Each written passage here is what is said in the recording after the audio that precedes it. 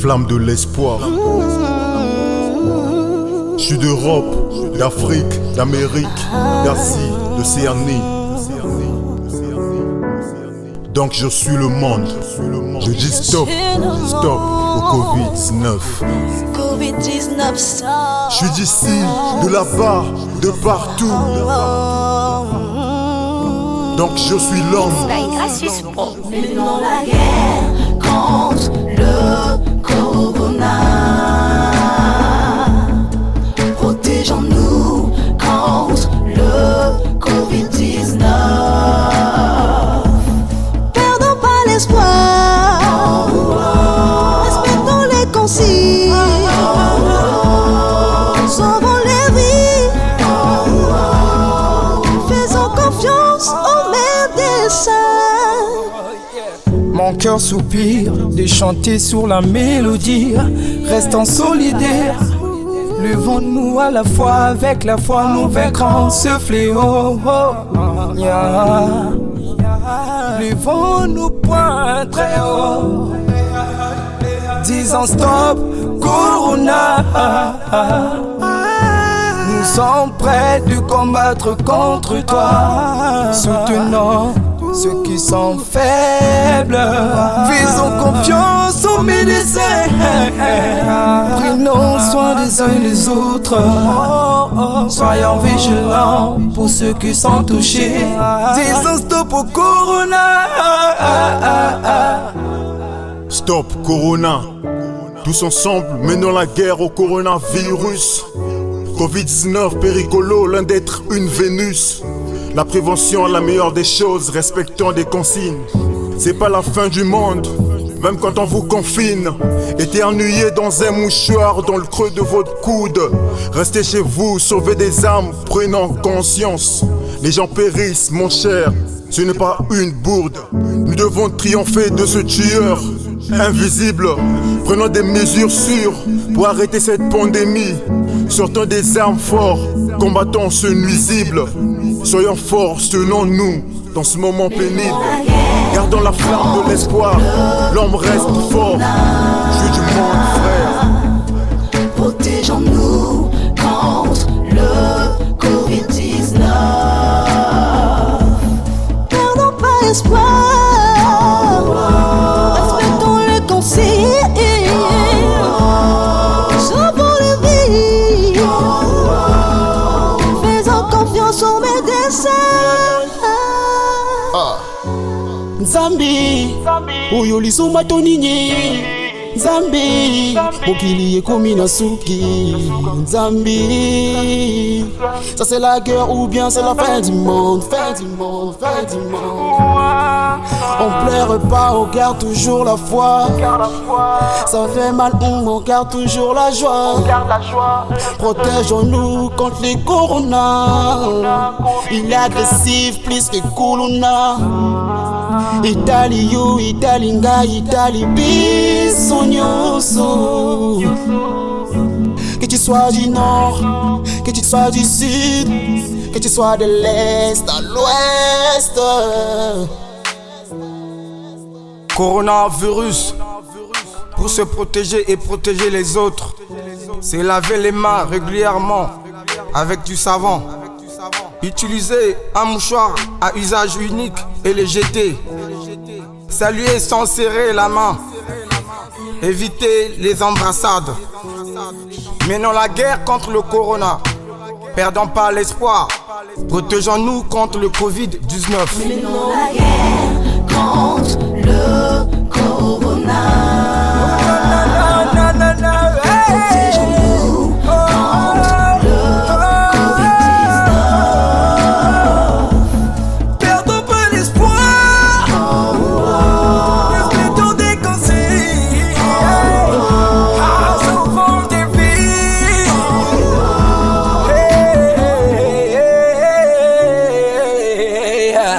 Mix by Gracious Pro. Save our lives, God. What we can do without you, God. Please help us. We need you.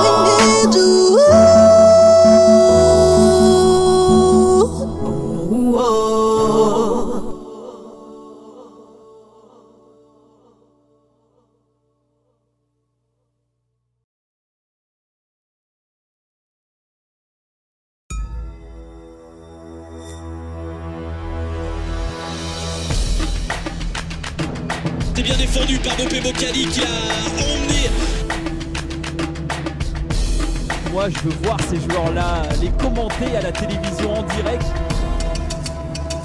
Pour le Léopard. Et moi, je veux les voir chicoter.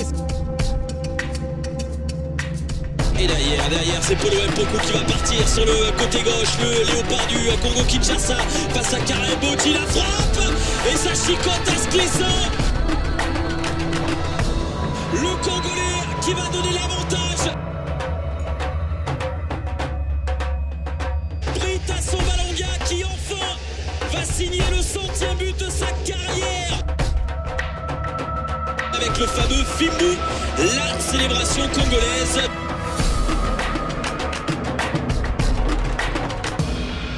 Passement de jambes, faute de corps, accélération, tout y passe, la défense trépasse.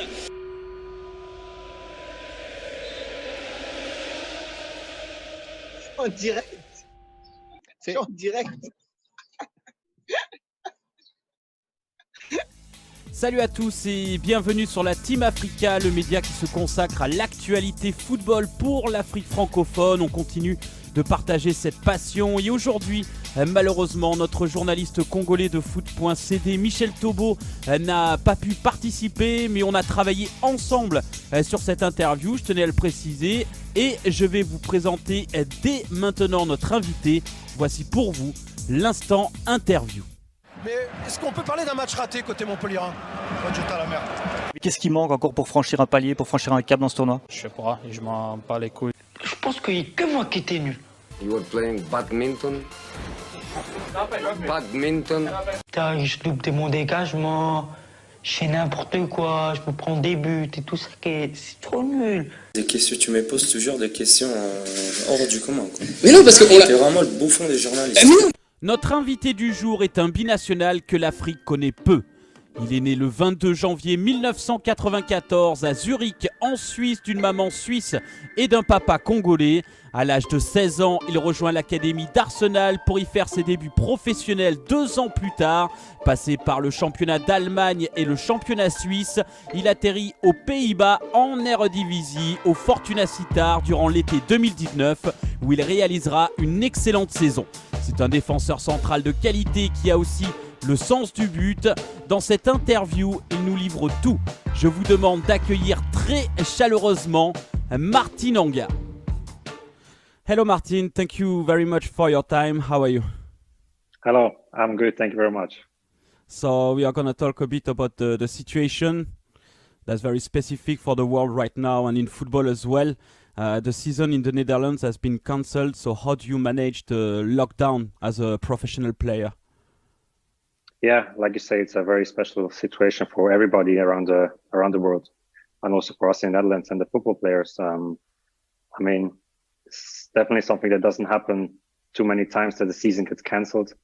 It was quite a big surprise for everybody, but yeah, you have to just accept it and already start preparing for the next season. How do you cope, with it as a person, as an individual? How does it affect you? I mean, for sure, it's not something nice to see what is happening around the world. See the people that are getting sick or are dying because of this virus. I mean, it's for sure not nice. For myself, I just try to do my part, and also as a football player, help the people as much as I can, and on the pitch to prepare myself the best way possible so I stay in a good shape. So you've played your first season in the Eredivisie, the Dutch league. What do you think about the league in general? How good is it for young players to develop and why? I think it's a very exciting league. If you see the teams that play over there, you have some very good top teams like Ajax Amsterdam, Feyenoord and PSV, but you also got other teams who have really good quality. And I think if you watch their games, they are on a high level, especially a very high technical level. So I think it's good for young players to develop. Now we're going to talk about your club, the Fortuna Sittard. Well, it's not the most popular club in the world, but I had the chance to voice a few games over there. What makes the club special in your opinion? I mean, it's a nice club. Like we say, the surroundings are not too big, but the fans are very passionate about football. And I think just in general, it's a good club who plays in a very good league, so it's all good. And what is your relation with the fans you just mentioned? I think it's good. I mean, if you go to town and walk around, there are also some fans who recognize you and want to take a picture with you and talk with you. And most of the times it's always friendly. They're very supportive, and it's nice to get the recognition and the support from the people. Was it difficult for you to adjust when you came to the Netherlands? My question is, what is the most difficult thing for a professional player when you come to a new club in a new league and a new country? I mean, first of all, the language is different. You don't understand everything they say, but there are some similarities with English and German, which I also speak. So it's not too bad for myself. Just in general for life. I mean, the people are very open here, to be honest. So it made it very easy for me. Also, my teammates and coaches, they welcomed me with open arms. And in the end, if you just play well and perform on the pitch, everybody accepts you. And I think that's what I'm doing. Oh, that's very good. So the Eredivisie has one of the highest goal scoring rates in Europe, for example. How difficult is it to be a defender in such a league? Yeah, like you say, for sure, it's not easy when you play against some very good players, some top players like Hakim Ziyech, for example, Promes, Bergwijn, who just went for 35 million to Tottenham. You're going to be tested week in, week out, and also the game over here is not so much tactical, so it can happen that you get exposed in a one-on-one situation against these players. So it's really testing, but it's good. So now we're going to talk about you a bit more. How did you get into football as a child? I don't remember exactly, but I just always loved to run after the ball and play with the ball and go outside and play football with my friends and people around. I think I was always passionate about playing football, so it came natural. Who was your icon, the player you looked up to when you were younger? That might be a little bit strange because I'm a defender now, but I used to look up to Thierry Henry quite a lot. He was like my big hero. And yeah, I would say Thierry Henry, the Brazilian Ronaldo as well. I always wanted to score and be a striker. Now I'm a defender, so it's a little bit, yeah, it's funny, but yeah. And what's the biggest challenge you've had to face yet in your career? I mean, it's difficult to say one particular challenge. I mean, as a football player, I realized you just have to prove yourself every day and every week, making sure that you perform well, that you train on a high level. And I think that's the biggest challenge, I would say. What is your best memory as a player? I would say I had some nice moments. I do look back to a lot, but the best one obviously is your debut. When I made my debut for Arsenal, was quite a special thing for me. And also, it was a very big club. To come in at 18 years old and play my first game was a special moment. Yeah, and Thierry Henry was one of your icons as well. So yeah, and also got the Gunners jersey. That's something exactly. very good. So it was special, yeah. How did you get into the academy in Arsenal, if I may ask? There was a tournament back in Switzerland where was under 15s or 16, I think it was, and Arsenal was also there.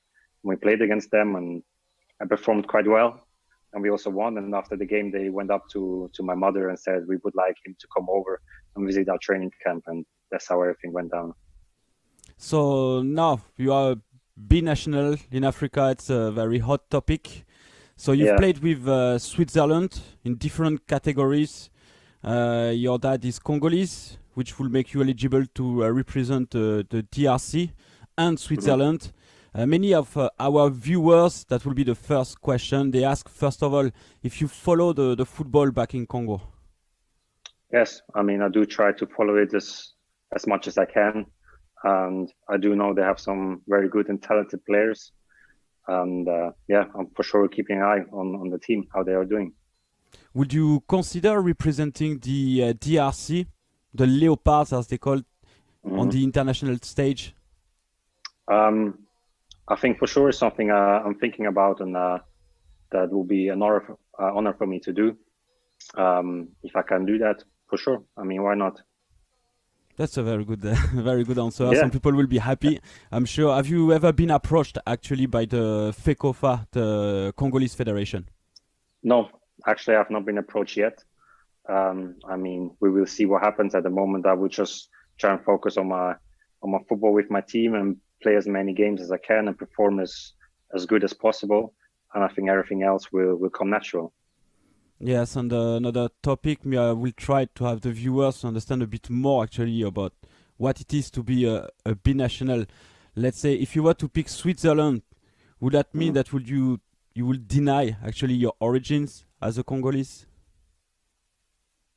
I don't know if you could say that, to be honest. I mean,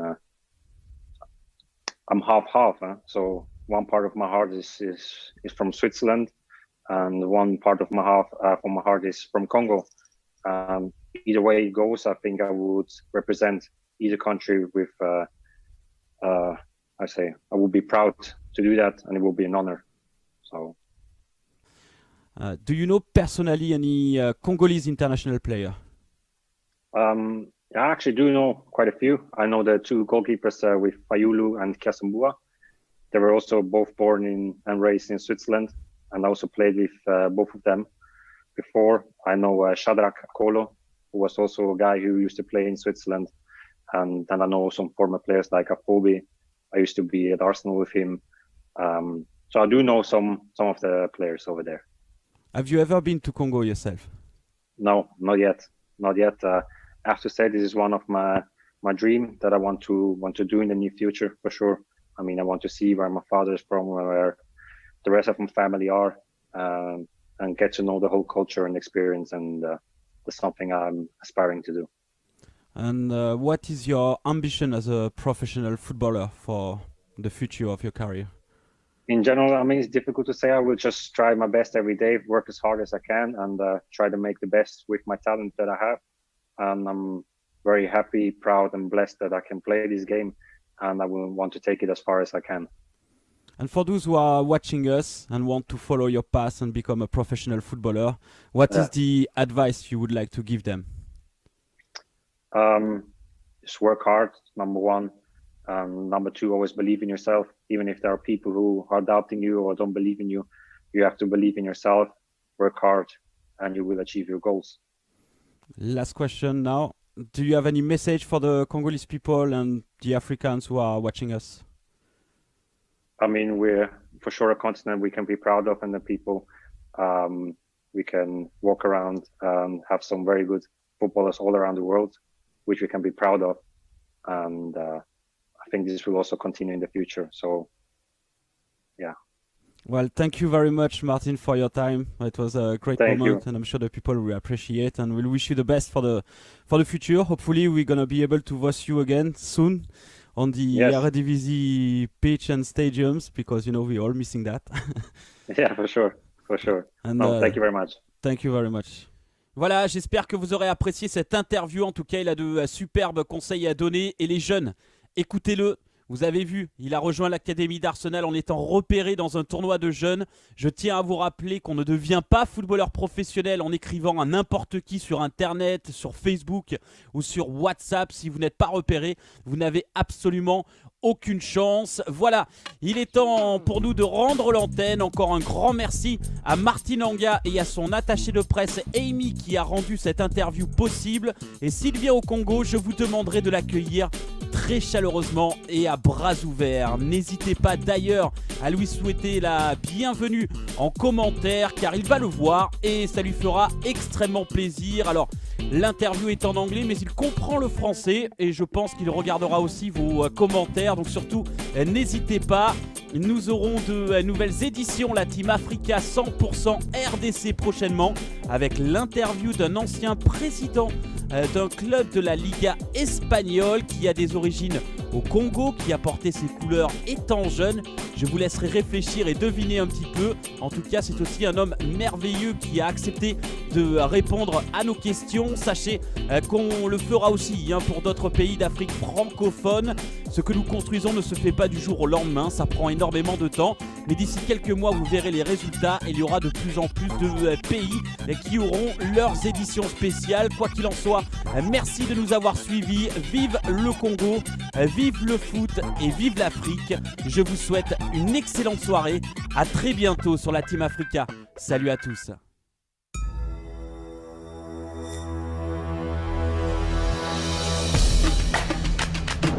C'est bien défendu par Bopé Bokali qui l'a emmené. Moi, je veux voir ces joueurs-là les commenter à la télévision en direct. Pour le Léopard. Et moi, je veux les voir chicoter. Et derrière, c'est Polo Mpoku qui va partir sur le côté gauche. Le Léopard du Congo-Kinshasa face à Karel Boji, la frappe. Et ça chicote à Sclessin. Le Congolais qui va donner l'avantage. Brita Sombalonga qui enfin va signer le 100e but de sa carrière. Avec le fameux Fimbu, la célébration congolaise.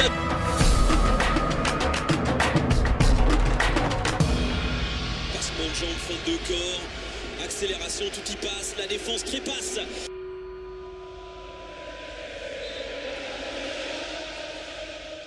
En direct. C'est en direct.